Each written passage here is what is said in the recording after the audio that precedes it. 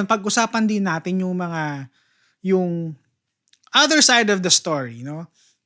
Streetwear naman doesn't mean kagad-agad na gulo. Okay?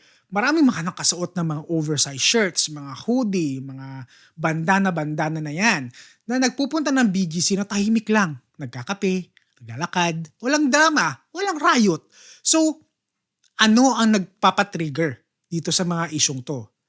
Behavior. Loud, intimidating in groups, at paulit-ulit na disruptive behavior. So, in reality, it's not really about what they wear, but it's about what they do. And yes, meron din angles ng upbringing at culture, no, barkadahan mentality, thrill of attention, mga kabataan na gusto magpapansin, mga kulang sa pansin dyan, kulang sa guidance, at minsan bored lang talaga. Hindi ka hinuhusgahan dahil naka-hoodie ka. Hinuhusgahan ka kasi 5, 6, 7 kayo na parang may World War III na magaganap sa Bonifacio High Street nung dumaan nung naglalakad kayo. So ang takeaway dyan, the behavior triggers enforcement. Fashion and style triggers assumptions.